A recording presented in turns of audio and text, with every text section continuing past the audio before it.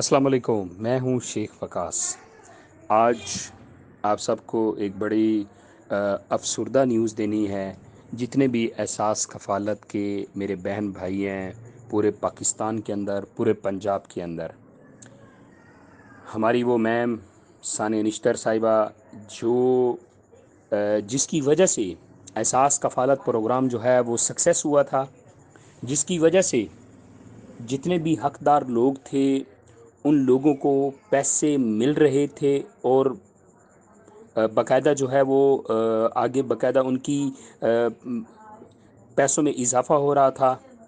ہماری وہ بہن جس کی وجہ سے احساس کا صرف ایک نہیں، کوئی 15 سے 20 پروگرام جو ہے وہ اس کا انٹروڈکشن کروایا گیا،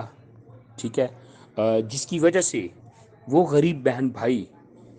جن کو ان کا حق نہیں مل رہا تھا، جن کو ان کا رائٹ نہیں مل رہا تھا، اس نے فائٹ کی، اس نے ان کو ان کا حق دلوایا، ان کا رائٹ دلوایا، جس کی وجہ سے میں سمجھتا ہوں کہ پہلے شاید 25 یا 30% ورک ہو رہا تھا پورے پاکستان کے اندر، تو ابھی 60-70 پلس جو ہے وہ انکریز ہو چکا تھا، جس کی وجہ سے میں سمجھتا ہوں کہ پہلے اگر دھوکہ بازی یا فراڈ بازی کے ساتھ لوگوں کو پیسے دیے جا رہے تھے، لیکن اب جو ہے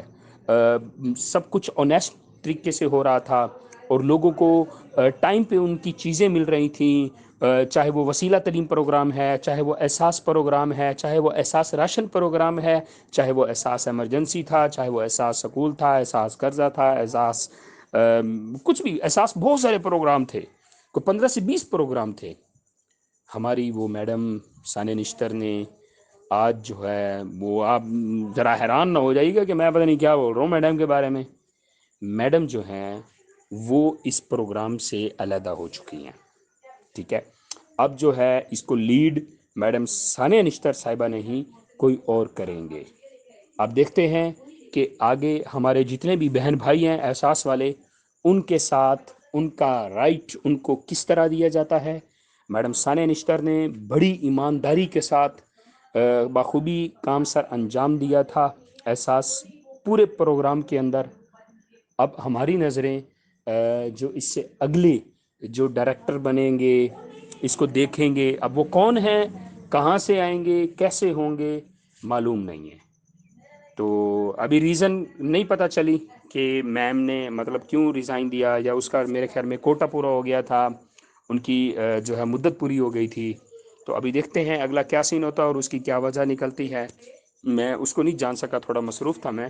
تو کل تک انشاءاللہ یہ بھی جانیں گے۔ میڈم کو میرے خیال میں ہم سب کو چاہیے کہ ہم اپنی میڈم کو اپریشیٹ کریں، کیونکہ ان کی وجہ سے ہمیں بھی کافی جو ہے ہمارے بھی نالج میں اضافہ ہوا، اور اس میں کوئی شک نہیں کہ ان کی وجہ سے ہمارے چینلز جو ہیں وہ بوسٹ ہوئے، ہمارے بھی جو ہے اتھینٹک انفارمیشن آتی تھی۔ پہلے تو یوں ہوتا تھا کہ بس وہ پتہ ہی نہیں ہوتا تھا کیسے سارا چل رہا ہے۔ میڈم جو ہے گاہے بگاہے ہر روز کوئی نہ کوئی اپڈیٹس دیتی تھیں، وہ کبھی ملتان جا رہی ہیں، کبھی کھانے وال، کبھی ڈیرہ اسماعیل خان، کبھی پنجاب میں، کبھی سندھ میں، کبھی کہاں، تو وہ بہت زیادہ ٹریولنگ بھی کی انہوں نے، اور اپنا انہوں نے حق ادا کیا۔ ہم سمجھتے ہیں کہ انشاءاللہ اس کا جو ہے میڈم کو گورنمنٹ پاکستان پورا صلہ دے گی۔ تو ہم سب مل کے میڈم کو اپریشیٹ کرتے ہیں، اور اللہ تعالیٰ وہ جس بھی میدان میں قدم رکھیں اسی طرح ان کو اللہ عزتوں سے نوازے۔ تو آج کی خیر کوئی خاص اپڈیٹ نہیں تھی، آج کی یہی اپڈیٹ تھی۔ میڈم کے بارے میں آپ کیا کمنٹس پاس کریں گے، آپ ذرا کمنٹس میں بتائیے گا، کیونکہ آپ میں بہت سارے ایسے سبسکرائبرز میرے موجود ہیں جو میڈم کو ڈائریکٹ ٹویٹ پہ میسج کرتے تھے تو ان کو میڈم ریپلائی کرتی تھی۔ تو آپ میڈم کے بارے میں کیا کمنٹس کریں گے، میں آپ کے کمنٹس کا ویٹ کروں گا۔ Thank you.